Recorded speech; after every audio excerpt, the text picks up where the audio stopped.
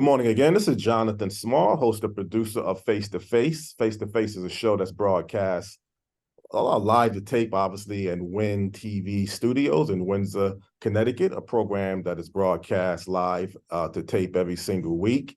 Face to Face is a show that's designed to ask the guests the hard questions, give you, the viewers, the answers and information that you deserve to know. This morning on Face to Face, I have a prominent civil rights leader in her own recognition, in her own right. She has a religious, political, somewhat background, but I'll let this person clarify all of that as well. The guest this morning on Face to Face is no other than the Reverend Corine Mack, but also she's the president of the Charlotte-Mecklenburg NAACP or NAACP in Charlotte, North Carolina. No other than Corine Mack. Good morning, Corine. How are you doing? Good morning. I'm well, and thank you for having me. Okay, it's my pleasure, and I appreciate you being here this morning. Before we get into our main topic of discussion, could you kind of let people know a little bit about yourself and background briefly? Sure. I am one of 13 children born and raised in Harlem, USA. Mm-hmm. I was raised in the Holiness Church, which is what you call COGIC, Church of God in Christ. I am the mother of three, grandmother of five, great-grandmother of three. Mm-hmm. And I've been in civil rights this year, 50 years, and in ministry for 50 years. Okay. And did you start your civil rights background technically in Harlem, New York? In Harlem, my elder brothers, I have 7 older brothers. My older brother started a Black Panther chapter of their own in Harlem. I was 8 years old, and my responsibility was to work in the kitchen as I listened to the tenets of elevation for Black people and really fell in love with the idea of elevating the lives of Black people. Was there issue that you was learning growing up in Harlem that kind of geared you towards being the president of the NAACP in Charlotte, North Carolina, if you can go as far back as that time span? What I can tell you is that I didn't want to be the president of the branch. I didn't want to be in leadership. I was in leadership for many years of my life and really wanted to come here and retire. What I thought was a place that had a lot of grass and trees. Coming in Harlem, I didn't see that a lot. But found out that there was a lot of devastation to Black people in this town, and there was a need. So I got involved with the branch and became the community affairs chairperson under the former president. I did that for 5 years. And then later he asked me to run for president. He was moving to another city, and so I ran. But I was drugged to the position. I really didn't want it. You really didn't want it. Okay, well, you have the position now, obviously. So the reason why I kind of reached out to you or the NAACP branch in Charlotte, Mecklenburg, North Carolina, there was an incident that took place this past or last week involving a woman named Christina Pierre, and she was, I guess, arrested and restrained, and then all of a sudden she was assaulted or punched several times. I'll let you clarify exactly what happened, and it's been viral now throughout social media, but it's drawing a lot of attention, definitely down locally, but I'm pretty sure even throughout the country to some degree. Could you kind of clarify exactly what has happened for people out there looking at this particular show, first of all? What I will say is the video that went viral, I watched several times. And I began to weep because initially it triggered me. It brought me back to the murder of George Floyd. Watching a Black person being held down by 4 to 5 officers and seeing an officer rear back with all his might, punching her and kneeing her. I counted it. 10 times he punched her, 7 times he kneed her. So I was triggered. I'm sure that many people all over the country were triggered, and we feared that the worst would happen, that she would not survive that attack. I immediately called the chief of police in Charlotte and told him I was coming there. We needed to talk. We ended up having a 90-minute conversation. And the reason I went there is because I needed to know that there were officers who understood the devastation to Black people and the harm that's being done to Black people consistently, daily. And more importantly, that we got every view of that attack. meaning I put a request in that CMPD, which is the Charlotte-Mecklenburg Police Department, would request all of the videos, body cams, any videos from any surrounding areas, businesses, so that we could see every angle. That initial conversation with Chief Jennings was that the officer was doing as he was taught through their policy, meaning he was punching her perennial nerve to try to convince her to loosen her body or relax her body so they can get her hands behind her back to arrest her. And my argument was this: this is a human being. This is a woman being held down by not one, but 4 additional officers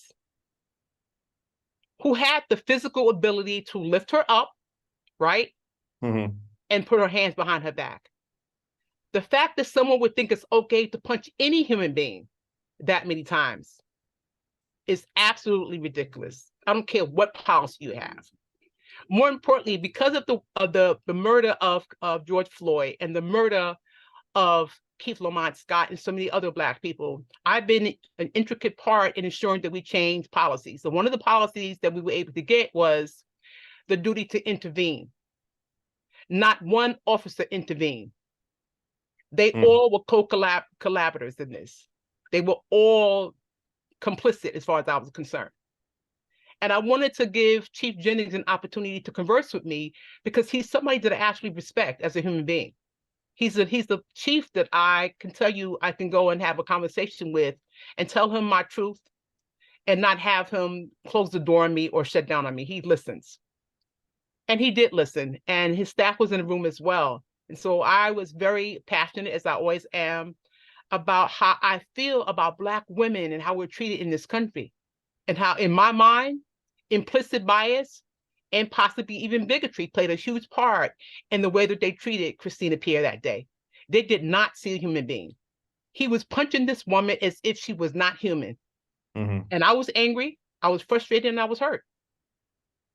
Well, obviously, I mean, a lot has tarnished. I mean, I don't know the relationship that the Charlotte Mecklenburg Police Department has with the city of Charlotte.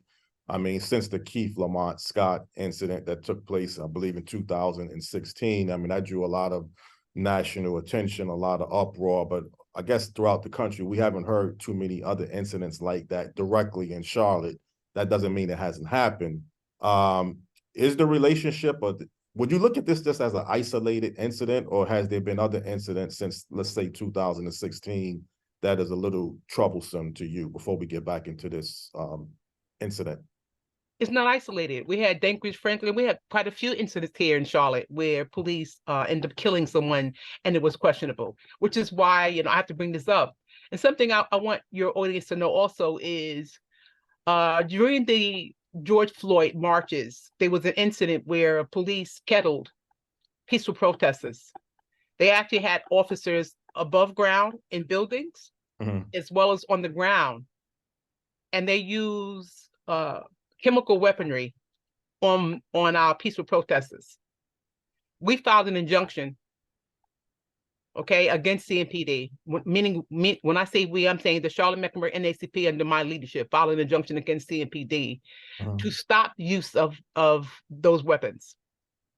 And so that's how we were able to get some additional changes in how Charlotte police should interact with not only peaceful protesters, but people of color when we are using our First Amendment right. So I was proud of that work, but it felt as if last week when Miss Pierre was harmed, that all that work was in vain, that nothing we did mattered. And the reason being is that a chief of police does not have control over the minds and hearts of his or her officers. These are individuals who are raised in their own environments with their own beliefs. And I think those 5 officers, again, did not see this Black woman as human. I truly believe that. Yes. Reverend Corine, is the 5 officers still on duty, or have they been removed from their current duties? We were made aware of the one officer who struck her Mhm. being relieved of his duties and that he was placed somewhere else. Of course, I called for termination, and Mhm. that's a whole long process, but that's what I called for. But we were made aware in the 90-minute conversation with the chief of police that he has been removed from his duties. He's no longer on the streets. That's all we know for now. Okay. Now, obviously, there's going to be an investigation, normal procedure when you have an incident like this. And the police chief, you said you had a meeting with the police chief. Do you feel a little bit satisfied with the meeting that you had with the police chief of Charlotte, or was it something that you plan in the future, other meetings? I'm not going to say satisfied. You know, I'm hopeful. Mhm. I'll say I'm hopeful that we are going to have the ability to see all of the video unedited, and that we will be able to help Miss Pierre and Mr. Lee get justice. I also want to say this. Miss Pierre did have an opportunity to look at the video herself. We don't know what she said after the video, but she did go in with her attorneys and she saw the video as well. Well, so far, the video that's being shown virally and throughout social media, is this just the video of like a camera, or the body cam hasn't, the body cam video hasn't technically been released to the public yet, if I'm correct? That's correct. Under North Carolina state law, which is problematic, by the way, Mhm.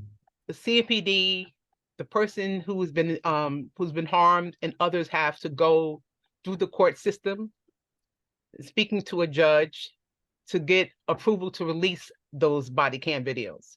Mhm. I want to tell your audience, in addition, what I was told by the chief was that the officer who initiated the contact with Ms. Pierre that caused the initial struggle, his body cam was knocked to the ground. So what he said was they couldn't see clearly who struck who first. Mhm. And that's problematic for me because I understand that whenever there's an incident, every officer within a certain radius of the incident, body cam should be on. So I'm looking for those body cam videos as well. Mhm. I don't want to really put you on a questionable question, but it is to some degree, because obviously, it would be important for people to see the body cam video to see if that's accurate towards the camera video, because I don't think everything has been shown from the angles that you see from the camera video. You can't see the front of the officers directly in the front of the person. So you're not really seeing the punches directly being hit on her face. You're seeing the officer swing and punch, but you're not getting the frontal angle that you can see exactly. And I would assume, hopefully, the body cam video would give you that better angle. I'm hearing that if she was punched, I believe, 10 times, or knee or something 7 times. I mean, could you just again break down exactly how many times she was hit by the Charlotte Mecklenburg police officers? That's correct. 17 altogether with 17 strikes to her body. And I just think that's excessive. No matter what angle we're at, that's excessive for any human being to be hit, especially having a man hitting a woman. It's just excessive. Right. But those videos, the other videos are important so we can see all the strikes and what the other officers were doing in the interim. We need to know what everyone was doing because there has been some videos released now of Miss Pierre's face, and she has bruises on her face. And so we now need to find out where those bruises came from. Exactly. And what I was going to actually ask you, or just give my opinion, sometimes officers, when they having a hard time restraining a suspect or individual, they pepper spray the person. And I don't know if it would have been better just to pepper spray a person if it's valid what they're saying, that she was resisting and they had to apprehend the person. I think, officers are trained a certain way to apprehend someone. Would it have been better just to pepper spray Christina Pierre, or she shouldn't have been even pepper sprayed? Definitely not punched. But would you feel a little bit more relief to some degree if you was just pepper sprayed and then they apprehended her, or you wouldn't justify that neither? I don't justify pepper spray because you don't know someone's health conditions. Mhm. Pepper spray could cause a serious asthma attack or some other upper respiratory condition. And Mhm. so, in my mind, because all police officers are being trained to de-escalate, my question was this, and it was in the room as well. Where was the de-escalation? From beginning to end, where was the de-escalation? I didn't see any. I Mhm. saw none. And again, you really didn't get every piece of information, or did you, from your meeting with the police, the chief of police? What did you ask him that question, and did he give you like an answer? I did ask him that question, and his response to me was that they're still in the investigatory process, that they don't know everything that happened from beginning to end. But he agreed that this was excessive. He did agree that this was excessive.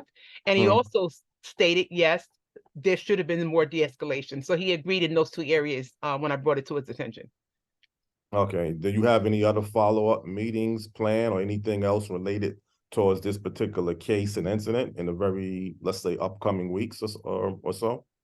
In over a week, on November 30th, we will be having a hearing about the actual video being released. I will probably be in the courtroom on that day, and then look to have a second meeting with Chief Jennings to discuss this even further. But keep Oh. in mind, this case is in the internal affairs investigation process right now. Mhm. It's a long process where they're doing their investigation, and then once the determination is made there was wrongdoing or any other determinations made, then the chief of police would give his recommendations to the civil service board. Then the civil service board would have hearings to determine whether an officer will be fired or disciplined in some way. So it's a very long process. Okay.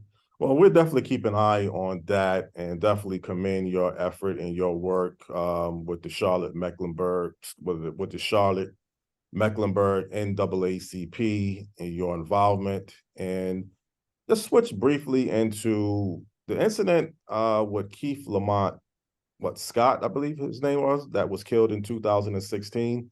Has that case been settled? I believe the case has been settled. Yes.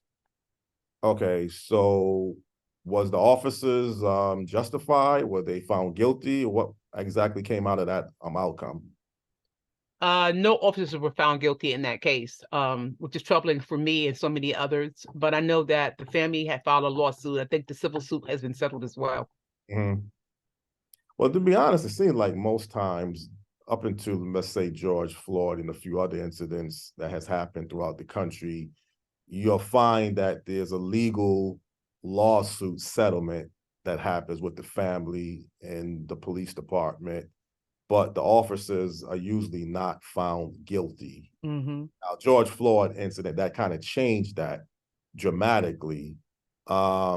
Do you like that process though? When, I mean, obviously you don't want to put yourself directly in the family shoes, but is that something that you still find a little troublesome, that most times officers are found not guilty, and then the settlement kind of makes people forget, well, I don't want to say forget, but feel like some form of justice was served? Is something about that kind of still troublesome to you, as a representative of the Charlotte Mecklenburg NAACP and just a human being as well?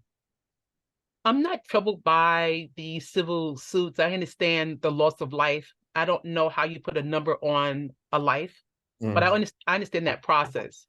I am, however, troubled by the fact that in this country, we tend to look at police officers, law enforcement, as if they're some kind of superhero, as if they're not actual human beings who decided to take a job they knew was an unsafe job, Mm. and a position that's actually needed in this country. We do need some level of law enforcement, but these are still human beings, and none of us are infallible.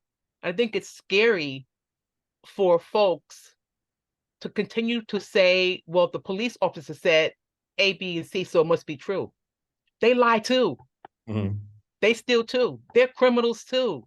They're Right. human beings. They are part of all of our communities. So, I'm concerned when we don't look at a specific case as just that, an individual specific case, and all that that may entail, and all that may have come out of that situation, that condition, especially when there's a loss of life.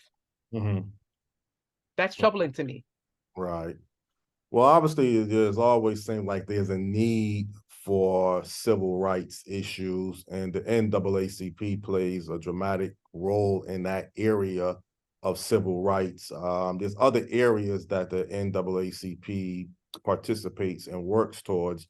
Could you kind of elaborate on some of the areas that your chapter in particular is involved with, and what your missions is towards achieving?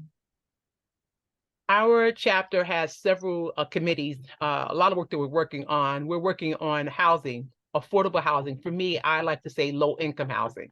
Mm-hmm. We're working on ending homelessness, Mm-hmm. and however that happens. I know it's a long road, but we're working on that. We've helped several churches in their endeavor of building affordable housing on their church properties, which is Mm-hmm. a beautiful concept. I know that in New York, we had done it years and years ago, maybe about 40 years ago, before anybody even thought about it. So we're trying to do the same thing. Pastor Youngblood in Brooklyn did that work, and it was phenomenal work. And so we're trying to do the same thing, mirror that here in Charlotte. Mm-hmm. We're also working on workforce development, finding ways to create jobs that will give you a living wage. Most of that work is through the environmental justice work that we do as well, dealing with protecting environmentally harmed communities, which are predominantly Black and Brown and Indigenous people. We are also working on educational inequity. I filed a lawsuit against the state legislators for violation of the Leandro Act. Over a year ago, we won that lawsuit, an $8.9 billion lawsuit, and the state legislators never released the money. So here's my thing. The work that, that God has given me the opportunity to do and blessed me to do, it means nothing if the parents and the teachers and everybody who's being directly affected don't work with me, don't help. I ended up going to court with our attorneys, sitting there in that courtroom by myself. I don't have any children in the public school system. I did Right. it because it was the right thing to do, but not one parent showed up. Mm-hmm. Not one teacher showed up. And that's my frustration when I spoke to you. I don't understand how you can see harm being done to you and your family and you don't get engaged. Mm-hmm. I don't get that. And so I'm hoping that people are listening to me, listening to my voice, and listening to my passion for people, and understand that I'm only one person doing my part. But if each of us do our part, we are much stronger. We're much greater. We go much further. Well, when you mentioned earlier about, let's say, you don't want to use the word affordable housing, you say low income housing. Now, truthfully, I thought people were trying to look at low income housing and shift it towards affordable, because maybe there's a stigma when you say low income housing. I don't want to say it's the same thing or the exact same thing, but let's just say the housing in Charlotte is getting very expensive. The wages are not keeping up towards the cost of housing alone. The job market, obviously, is a banking center, very high financial center, but everybody don't fit into that economic equation. I know there was some type of strike recently at the Charlotte Douglas International Airport, because many of the occupations at that particular airport and airports throughout the country is on the low wage scale. And then it was indication that mostly Black and Brown people work at those certain levels of occupations. um is what exactly can the NAACP do towards having access for residents in Charlotte towards affordable housing, when the other side will say there's just such a high demand for housing, there's such a shortage of housing supply? It's like one area kind of feeds off the other. If you have a very low supply of housing, you have a tremendous influence of people like yourself who are moving to Charlotte. It's going to continue to increase increase the cost of housing. So how can the NAACP and collaborate with other organizations solve this problem? As I said, I've been working with Black churches that have a certain amount of land where they Uh, can actually build housing on those properties. which not only benefits the community that may be without permanent shelter, but also helps those churches, right, with revenue. So that's one thing we're doing. When I talk about affordable housing in Charlotte, we're talking about someone who makes $55,000 or more. That does not directly affect those who may not make that kind of money, and most people in Charlotte do not. And we have to go back to the study that Yale and Harvard did that proved that in North Carolina, if you're Black and if you're born Black and poor, you will die Black and poor. We're 50th in the country for Black upward mobility. So we need to talk about what is happening here in this particular state, in this particular city, that directly correlates with the harm that's being done to Black people in this community. We have to do something. It needs to be intentional, which is why I said we have to ensure that we build low-income housing, especially when we know we're not paying people a living wage. Many are not even making minimum wage. There are people who are working 2 and 3 jobs, what I call the working poor. That should not be happening in the second largest banking system in the country. It should not. And so I am speaking with our mayor and our city manager, who actually is a good guy, Marcus Jones, to figure out how can we work collaboratively to ensure that we are protecting the people of Charlotte.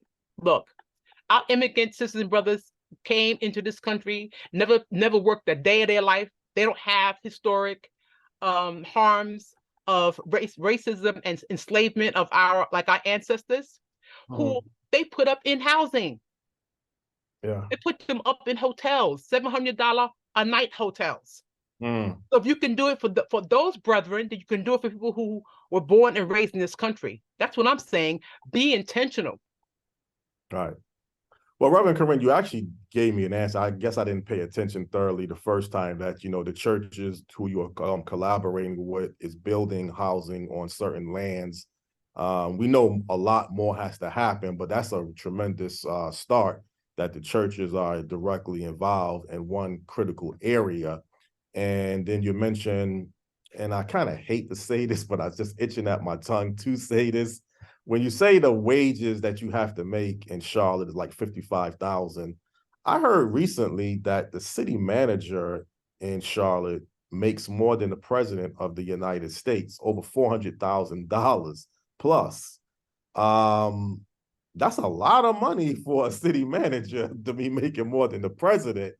But again, it just shows you, and I think Charlotte is a reflection of other cities throughout the country, you have a tremendous inequity, economic, social gap that exists, where you have a class structure of people locked into the lower wage occupations, your right to work state on top of that, and then you throw in other factors of, I guess, I already said inequities, but just the wage structure alone, if you don't have the strength of the unions in North Carolina, that also could play a role.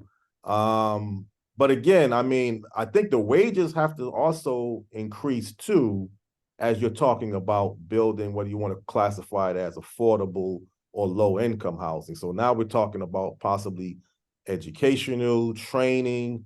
I don't think North Carolina is ever going to become a unionized state, but certainly you need to get those wages up down there as well, and just like throughout the country. Well, let me say this. I was part of the Central Labor Council here when I first came into Charlotte, which is the combination of all the unions. It was about 38 unions that were part of that labor council.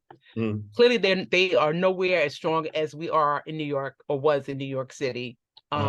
They're more like associates than unions, because they don't have the right to collectively bargain. That's something I did as a union vice president. I was one of the key negotiators. So it's very different here. And then again, we're in the South, so a lot of workers don't believe that unionism is important. I know that it's absolutely important. Almost every business or corporation has used the union model to build their businesses, right? When we talk about vacation time, when you talk about your 401k, you're talking about maternity leave, sick time, how many hours you work, all those things came from unionism. And so I am proud to be a unionist. You're right. When you look at what's happening here in Charlotte, it is about wages and the lack thereof. I'm proud to have been part of the campaign to get city workers $15. Now you imagine that $15, they were not making $15, sanitation workers here, in comparison to what sanitation workers are making in New York City. I couldn't believe it, but I was part of that work several years ago, where the city now pays their workers $15 and more. And that was about 4 years ago. Just thinking about us being in the 2000s, the people not making a living wage is a problem. And back to Marcus Jones' wage. Listen, I'm not mad at the brother. I think the president needs to get a raise because although I'm not a capitalist, I believe that people should get paid for their worth. And I'm not mad at any Black person, whether we agree or disagree, who is doing well for themselves and their families. I just think that it's important that we have a better measure of the importance of everybody's responsibility in life. When we went through COVID, we realized that there were people who are considered to be essential workers. Many of them work in fast food industries. Many of them work in nursing homes. Many of them work in hospitals. They were essential to every one of us in this country having the ability to go through our lives, with some level of normalcy. They need a raise. They should be treated as if they're essential. That's how I look at life. We have to treat people with dignity and respect, and we don't in this country. Right.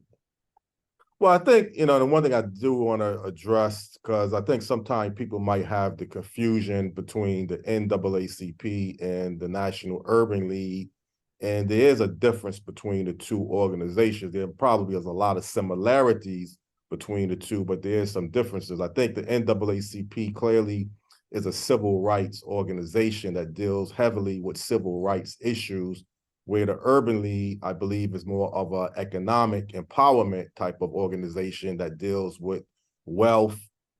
And there's some coalition between the two, if you really look at it, because if you don't have the proper means to sustain yourself economically, politically, socially, it's going to cripple your civil rights as a citizen. So you really can't separate the two. And I think you bring a tremendous amount, possibly maybe because you're from New York and you're used to wages being a lot, and I guess difference in general. I guess New York is different than North Carolina. And you bring that asset down to North Carolina with your role. But do you find it sometimes a little frustrating when you're hearing about, well, you already said about the wage gap of, we tell people in New York, be happy for $15 an hour. They're not even going to be satisfied with that. But still, that's a good accomplishment, to go from your minimum wage in North Carolina, what, $7 to $7 plus or $7 to $8 to 15. At least that's a good start. But do you look at what your skill set and criteria of what you learned in New York, bringing that down to North Carolina, has been beneficial, or does it make you a little frustrated sometimes? It's both. I think that God has used me to be a blessing to His people, and so I'm thankful for that.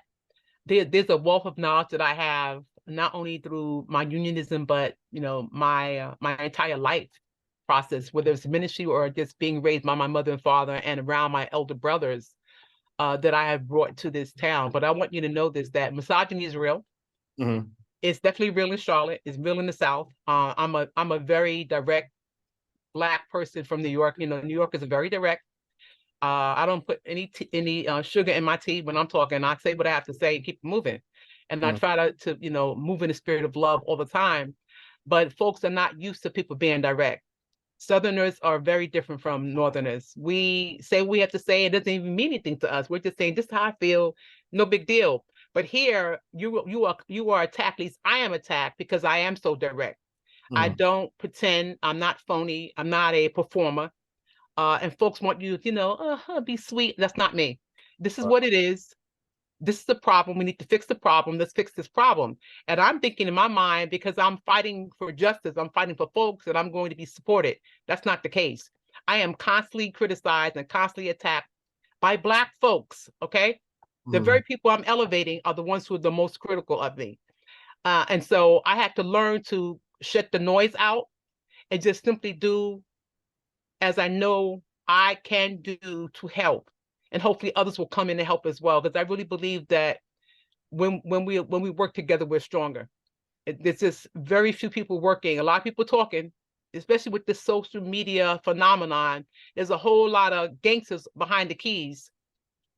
But the white supremacists are kicking our behinds. The Proud Boys are kicking our behinds, and I don't hear no noise for them. They got plenty of noise for those of us who are doing the work. They have no noise for those who are trying to take Black people out. Yeah. Well, again, I mean, obviously, I can hear your passion and your sincerity and what you're bringing to the table.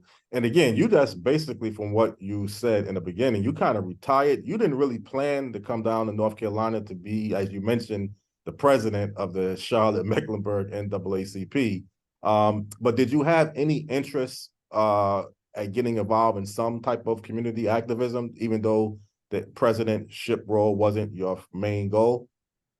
Sure, as I said, I joined the branch to help and became the community coordinator. I actually organized the biggest march when Trayvon Martin was killed. That was the first march that I did. And the president and I began to work together to try to get some things done. And I did that for 5 years before I ran for president of the NAACP, Charlotte Mecklenburg branch.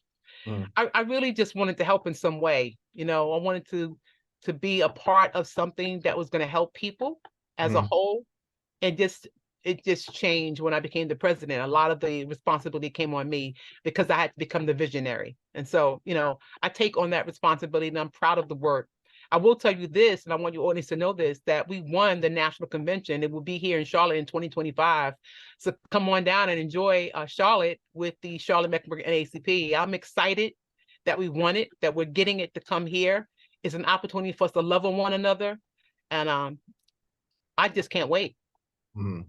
Well, Reverend Corine, I mean, we're running out of time in this particular segment. I mean, again, you was direct. You brought some good information that I felt was needed to the listening audience.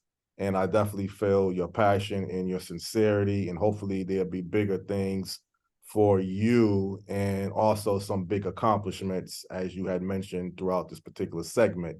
As we're closing down to this last segment of the show of Face to Face, is there anything else you would like for the community to know about what your plans are for you, whether it's personally or some things related towards the Charlotte Mecklenburg NAACP? My focus really now is the Stop the Violence work we're doing. I am so concerned about young people killing young people. And so we're trying to teach young Black students their history so they understand they have cultural understanding. They understand themselves, they love themselves so they can love people who look like them. They learn conflict resolutions, they learn financial literacy. They also learn their responsibility to elevate the communities, not harm their communities.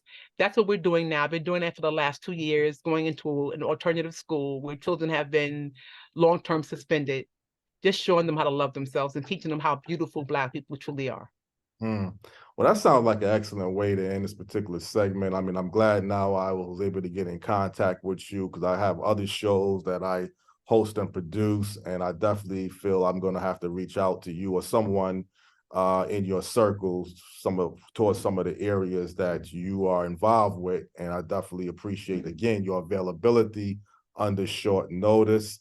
And if it's God's will, we'll definitely speak again. But it was our pleasure to have you as a guest this morning on Face to Face. And I wish you and, you know, your organization, the NAACP chapter in Charlotte, the very best of luck. Thank you so much for having me again, and God bless you. Okay. Thank you again. It's our pleasure.